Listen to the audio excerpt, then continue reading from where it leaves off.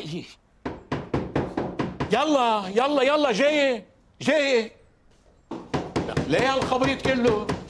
هيني وصلت. انت الواطي نديم؟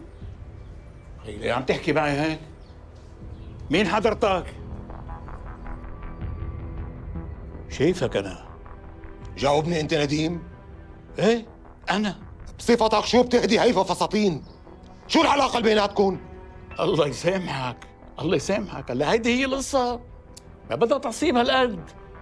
هيفا بتكون رفيقة بنتي، يعني مثل بنتي. هيفا مثل بنتك؟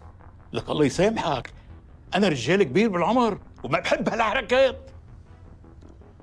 اكيد اخذت تلاقي هسه بايديك على مهلك، مو هيك؟ هات ايديك اشوف. بدون قدامي. يا عمي أنا زلمة مجوز وماني عايش لحالي، يعني مرتي وبنتي معي كل الوقت. بعدين أنا بحبها لمرتي، بحبها كتير، يعني أنا عملت المستحيل لحتى تجوزتها. مش ممكن فكر إني خونها.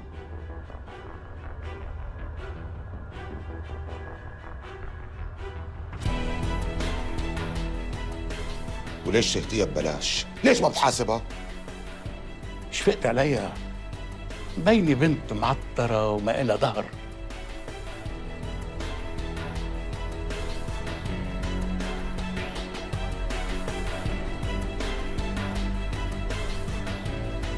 لا لا، ما تضرب.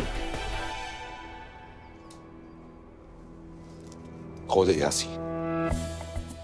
مو انت خياط رجالي؟ لا بلا خياط رجالي بلا. يلا.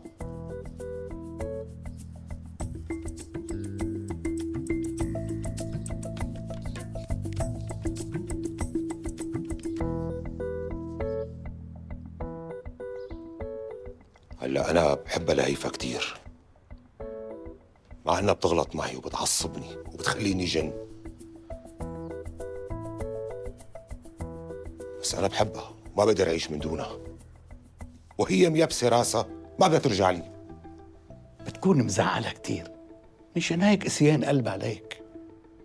هلا إذا بتروح تحكيها برواق، بتسمعها كلمتين حلوين، أكيد رح ترجع تشاور عقلها. وما دامك بتحبها فرجيها إنك جدي، عرض عليها الزواج. شو هاد؟ لا حبيبي لا، هذا الباب سكرناه، نحن جوازة وحدة ومانا خالصين. على كل إلا ما لاقي طريقة لحتى رجعها. إن شاء الله. بس شو عم تفكر تعمل؟ أنا ولا شيء، أنت اللي رح تعمل.